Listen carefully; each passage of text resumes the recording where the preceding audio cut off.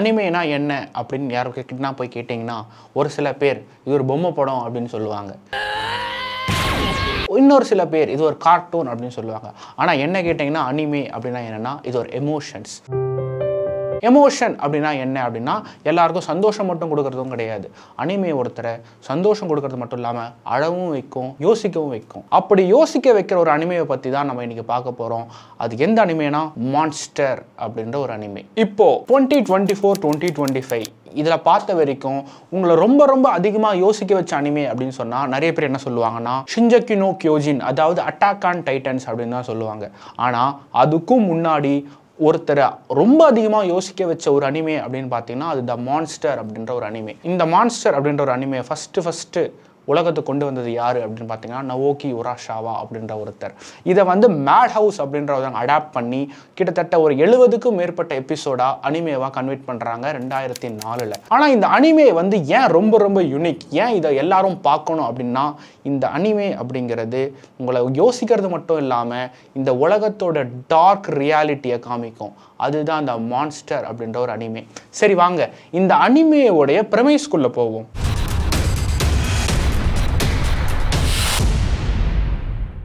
இந்த அனிமே எந்த காலகட்டத்தில் நடக்குது அப்படின்னு பார்த்தீங்கன்னா 1986.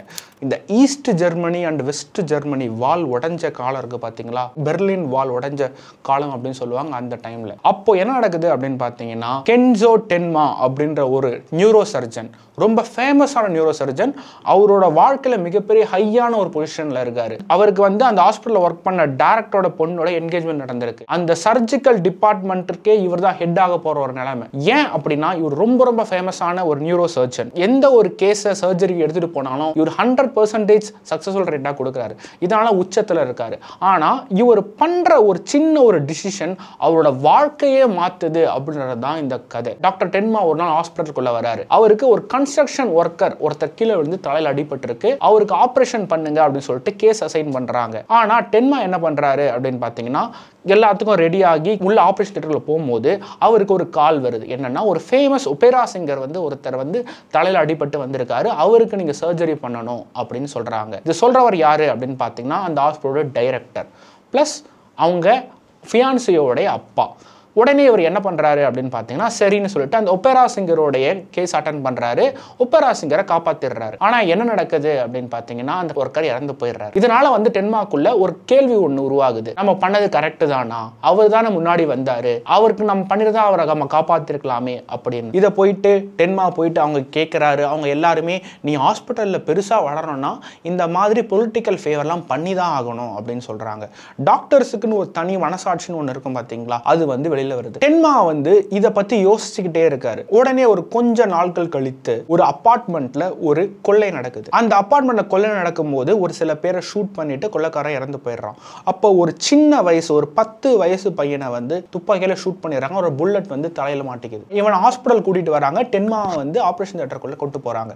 நீங்க தான் ஆபரேஷன் பண்ணணும் அப்படின்னு. டென்மா அவன் காப்பாற்றணும் அப்படின்னு போய் ஆபரேஷன் பண்ற நேரத்துல மறுபடியும் அவருக்கு ஒரு ஃபோன் கால் ஹாஸ்பிட்டல் டைரக்டர் கிட்ட இருந்து. இந்த மாதிரி மேயர் வந்து சீரியஸா வந்திருக்காரு, அவருக்கு வந்து ஸ்ட்ரோக் வந்திருக்கு, நீ தான் ஆபரேஷன் பண்ணணும் அப்படின்னு சொல்றாங்க. உடனே டென்மா என்ன பண்றாரு, யோசிக்கிறாரு, இல்ல இந்த பையனை நான் காப்பாற்றணும், இவன் தான் எனக்கு ஃபர்ஸ்ட் வந்த பேஷண்ட் அப்படின்னு சொல்லிட்டு அதை மறுத்துட்டு இவர் என்ன பண்றாருன்னா அந்த பையனை காப்பாத்துறாரு, பையனையும் சேவ் பண்ணிடுறாரு. அந்த நேரத்துல மேயர் இறந்து போயிடுறாரு தப்பான ஒரு ஆபரேஷன் மூலமா. இதனால ஹாஸ்பிட்டலோட ரெப்புடேஷன் அப்படிங்கிறது பயங்கரமா அடி வாங்குது. டென்மாவுக்கும் டைரக்டருக்கும் பெரிய பிரச்சனை வருது. டென்மா வந்து அந்த நியூரோ சர்ஜன் டிபார்ட்மெண்ட்ல தூக்கி வெளியில போடுறாங்க. அவங்களோட ஃபியான்சியோட என்கேஜ்மெண்ட் உடைஞ்சு போயிடுது. டென்மா வந்து ஹாஸ்பிட்டல் ஒரு மிகப்பெரிய டாக்டர் அப்படின்ற ஒரு பொசிஷன்ல இருந்து ஓரங்கட்டப்படுறாரு. நீ யாரோ ஒரு சாதாரண டாக்டர் அப்படின்னு தள்ளப்படுறாரு. டென்மா வந்து இதை எல்லாத்தையும் இழந்தாலும் அவருக்குள்ள ஒரு மிகப்பெரிய ஒரு சந்தோஷம் என்னன்னா, நான் ஒரு பையனை, ஒரு சின்ன பையனை, ஒரு இன்னசென்ட் பையனை காப்பாத்திட்டேன். இந்த ஒரு சின்ன சந்தோஷம் அப்படிங்கிறது ரொம்ப நாள் நீடிக்கல. 9 வருஷம் டென்மா அந்த ஹாஸ்பிட்டல்ல ஒரு சாதாரண சர்ஜனா ஒர்க் பண்றாரு. 9 வருஷம் கழிச்சு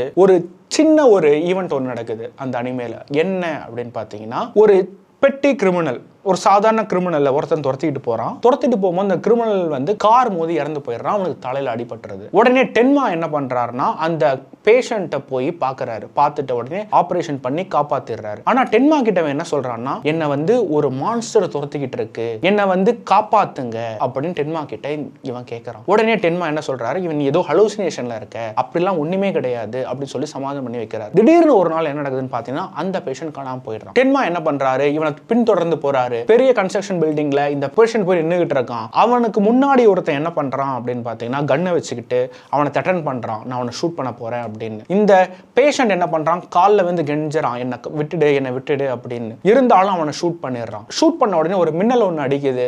அப்போ வந்து அந்த ஷூட் பண்ண ஆளோட ஃபேஸ் தெரியுது. அது வேற யாரும் இல்ல, 9 வருஷத்துக்கு முன்னாடி ஒரு சின்ன பையனை 10 வயசு பையனை காப்பாத்தினார் பாத்தியா, அவரு தான் இந்த பையன். இவன் என்ன பண்றான், இந்த பையன் மிகப்பெரிய ஒரு சீரியல் கில்லரா உருமாறுறான்.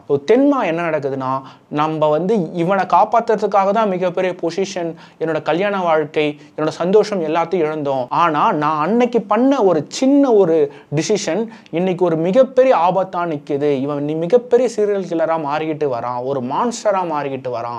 இதனால டென்மா ரொம்ப மனசடைஞ்சு நம்ம அவனை கொலை பண்ணணும், அவனை நம்ம நிறுத்தணும் அப்படின்னு சொல்லிட்டு டிசிஷன் எடுத்து ஒரு ஜேர்னி ஒன்று போறாரு.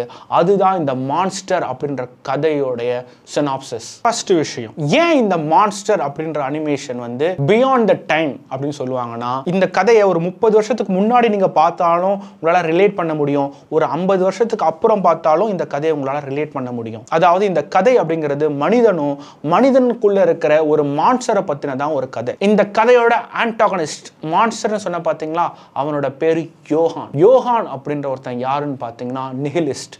அதாவது இந்த உலகத்துல எதுவுமே நிரந்தரம் கிடையாது, சந்தோஷமும் கிடையாது, சோகமும் கிடையாது, விருப்பங்கள் எதுவுமே கிடையாது அப்படின்ற ஒரு நினைக்கிறவன் தான் யோஹான் அப்படின்ற ஒருத்தவன். இந்த உலகத்துல நல்லவங்களும் இருக்காங்க, நல்லது பண்றதுதான் உலகம் அப்படிங்கிறது தான் டென்மாவுடைய பிலாசபி. இதுல யாரு கடைசியில வின் பண்றா அப்படின்ற ஒரு கிளாஷ் தான் த மான்ஸ்டர் அப்படின்ற ஒரு ஸ்டோரி.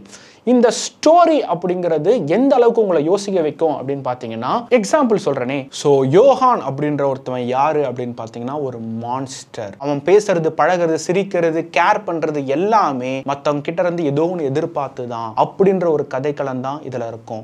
இது சாதாரண ஹீரோ விசஸ் வில்லன் கதை மாதிரி இருக்காது. இது வந்து மனிதத்துக்கும் மிருகத்தனத்துக்கும் நடக்கிற போராட்டம்.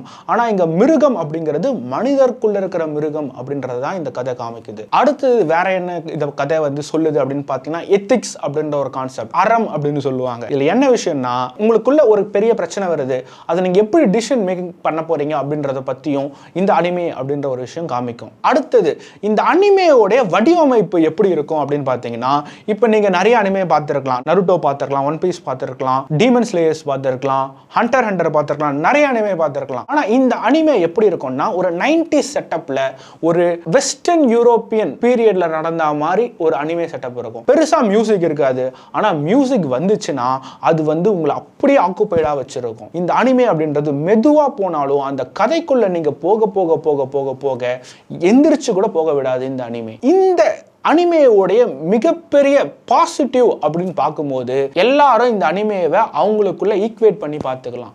சிம்பிளா சொல்லணும்னா, நீங்க ஒரு சில நேரத்துல டென்மா மாதிரியும் ஒரு சில நேரத்துல யோஹான் மாதிரியும் பிஹேவ் பண்ணலாம். அதாவது மனிதனுக்கு டார்க் அண்ட் லைட் சைடு ரெண்டும் இருக்கும் பாத்தீங்களா, அதை ஒரு அனிமே வந்து ப்ரொஜெக்ட் பண்ணி காமிச்சா எப்படி இருக்கும் அப்படின்றது தான் இந்த அனிமே. அது மட்டும் இல்லாம இந்த அனிமே பேசுற பிலாசபி இருக்கு பாத்தீங்களா, லிட்ரலி இது வரைக்கும் எந்த ஒரு அனிமேவே நான் பார்த்த வரைக்கும் எந்த ஒரு அனிமேயும் பேசாத பிலாசபி அப்படின்னு பார்த்தீங்கன்னா இந்த மான்ஸ்டர் அப்படின்ற இந்த அனிமே. அடுத்தது இந்த அனிமேவை நீங்க ஏன் டைம் ஸ்பெண்ட் பண்ணி பார்க்கணும் அப்படின்னா, அதாவது இந்த உலகத்துல எல்லாருக்கும் ஒரு பர்பஸ் இருக்கு. நான் ஒரு நல்ல அப்பாவா இருக்கணும், நல்ல ஒரு பையனா இருக்கணும், நல்ல ஒரு பொண்ணா இருக்கணும், நல்ல ஒரு ஸ்டூடெண்டா இருக்கணும், நல்ல ஒரு மேனேஜரா இருக்கணும் அப்படின்னு எல்லாரும் ஒரு பர்பஸை நோக்கி ஓடிட்டு இருக்கோம். ஆனா இந்த அனிமே என்ன சொல்லும் அப்படின்னு பார்த்தீங்கன்னா, இந்த உலகத்துல யாருக்கும் பர்பஸ்னு ஒன்று கிடையவே கிடையாது. இதை தான் யோஹான் அப்படின்ற ஒருத்தவன் ப்ரொஜெக்ட் பண்ணுவான். இந்த உலகத்துல பர்பஸே கிடையாது, நம்ம என்ன வேணாலும் பண்ணலாம், இந்த உலகத்துல வர எந்த எமோஷன்ஸுக்கும் மீனிங்கும் கிடையாது, எல்லாமே ஒரு மாயை, எல்லாமே வந்து ஒரு நடிப்பு, எல்லாரும் ஒரு நாள் இருப்பாங்க, ஒரு நாள் விட்டுட்டு போயிடுவாங்க. இதுதான் யோகானோட முழுக்க முழுக்கன்ற ஃபிலாசபி. ஸோ இந்த அனிமையை வந்து ஒரு பாயிண்ட் ஆஃப் டைம்ல எல்லாரும் கடந்து வந்த ஒரு சில நேரத்தை தான், ஒரு சில சூழ்நிலைகள் தான் ரிஃப்ளெக்ட் பண்ணுது அப்படின்னு நான் நினைக்கிறேன். அடுத்தது இந்த அனிமையோட பிளாட். இந்த பிளாட் எப்படி இருக்கும் அப்படின்னு பார்த்தீங்கன்னா, இனிஷியல் ஸ்டேஜஸ்ல ஸ்டோரி பேஸ்ட் அப்படின்றது தான் மூவ் ஆகிட்டே போகும். அடுத்து கொஞ்சம் போக போக போக ஒரு நிறைய கேரக்டர் இன்ட்ரடியூஸ் ஆகிட்டே இருக்கும். இந்த கேரக்டர்ஸ்லாம் ஏன்டா இன்ட்ரடியூஸ் ஆகுது அப்படின்ற மாதிரி நீங்கள் யோசிச்சாலும் ஒரு பாயிண்ட் ஆஃப் டைமில் அந்த கேரக்டர் எல்லாம் சேர்ந்து இந்த ஸ்டோரிக்கு கான்ட்ரிபியூட் பண்ணுற விதம் இருக்குது பாருங்க, இட்ஸ் பியாண்ட் இமேஜினேஷன். கிளைமேக்ஸில் ஒரு மிகப்பெரிய மான்ஸ்டர், அந்த மான்ஸ்டர் ஜெயிச்சா இந்த உலகத்தில் நல்லதே இருக்காது. அதுக்காக என்டையர் மனிதமும் ஒன்றா சேர்ந்து அந்த மான்ஸ்டர் எதிர்க்க போராடுது. அந்த மாதிரி ஒரு ஸ்டோரியை தான் இங்கே பிளாட்டாக கட்டமைச்சிருப்பாங்க. அது மட்டும் இல்லாமல் இந்த ஸ்டோரியோடைய கேரக்டர் டிசைன் இருக்குது பார்த்தீங்களா, the way it shows the emotion. டென்மாவை இனிஷியல் ஃபேஸ் ஆஃப் அனிமே காமிக்கும் போது பாசிட்டிவான நோட்டில் காமிச்சிருப்பாங்க. ஃபேஸ் பிரைட்டாக இருக்கும், அவர் போடுற dress, the way he wears the tie, இது எல்லாமே அவர் பாசிட்டிவிட்டி, இவர் தான் பெரிய ஆளு அப்படின்ற மாதிரி காமிக்கும். ஆனால் ஒன்ஸ் டென்மாவோட ஜேர்னி ஸ்டார்ட் ஆனதுக்கு அப்புறம் டென்மாவோடைய ட்ரெஸ்ஸாக இருக்கட்டும், அவரோட ஃபேஸில் இருக்கிற எமோஷன்ஸாக இருக்கட்டும், நீங்கள் வந்து அந்த அனிமேல டென்மா மனசுக்குள்ளே இருக்க குழப்பத்தை அப்படியே பார்க்கலாம்.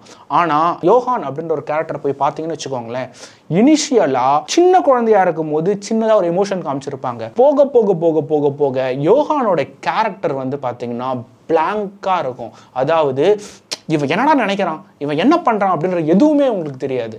அப்படிதான் என்ன நடக்க போகுது, அடுத்தது என்ன நடக்க போகுது அப்படின்னு தான் இந்த அனிமே இருக்கும். இந்த அனிமே ஏன் நான் உங்களுக்கு சஜஸ்ட் பண்ணுறேன் அப்படின்னு பார்த்தீங்கன்னா, இது ஒரு பியூர் ஸ்டோரி ஓரியன்ட் அனிமே. ஃபில்லர்ஸ்லாம் எதுவுமே இருக்காது. ரெண்டாவது பயங்கரமான ஒரு எப்படி சொல்கிறது, உங்களை உட்கார வச்சு பார்க்க வைக்கிற ஒரு அனிமே. ஆனால் இந்த அனிமேல ஒரு சில பேருக்கு இந்த டார்க் தீம் ப்ளஸ் வந்து ஸ்லோ மூவிங் ஃபேஸ் இதெல்லாம் பிடிக்காது. எல்லாருக்கும் ஆக்ஷன்ஸ் இருக்கணும், மோட்டிவேஷன்ஸ் இருக்கும், இந்த மாதிரி நிறைய பேர் என்ன பண்ணுவாங்கன்னா விரும்புவாங்க. ஆனால் இந்த அனிமே வந்து பார்த்தீங்கன்னா, நீங்கள் உட்காந்து லைஃப்பை பற்றி நல்லா யோசிக்கிற ஒருத்தர், ஆழமா புரிஞ்சுக்கணும் அப்படின்ற ஒருத்தர், ஏதோ ஒரு கேள்விக்கு நீங்க விட தேடிட்டு இருக்க அப்படின்ற ஒருத்தர் நீங்க பாத்தீங்கன்னு வச்சுக்கோங்களேன், இந்த அனிமே வந்து கண்டிப்பா உங்களுக்கு பிடிச்சிரும். மான்ஸ்டர் அப்படின்னு ஒன்று சொன்னா, இதுதான்ப்பா அனிமே. அனிமேன்றது கார்ட்டூன் கிடையாது, அனிமேங்கிறது ஒரு பொம்மை படம் கிடையாது, இது வந்து நிறைய விஷயத்த சொல்லி கொடுக்குது அப்படின்னு நீங்க எடுத்துப்பீங்க. ஓகே வியூவர்ஸ், இன்னைக்கு நம்ம ஒரு dark psychological thriller, slow moving, எல்லாத்தையும் கொஸ்டின் பண்ண வைக்கிற ஒரு அனிமையோட ரிவ்யூ பத்தி பார்த்தோம். ஆனா நெக்ஸ்ட் டைம் இந்த உலகத்துல இருக்க நிறைய பேரை டிப்ரெஷன்ல இருந்து மீட்டெடுத்த ஒரு பயங்கரமான வயிறு வலிக்க இது பண்ற ஒரு காமெடி அனிமையோட ரிவ்யூ பத்தி தான் நம்ம பார்க்க போறோம். This is Kishore. பாய்.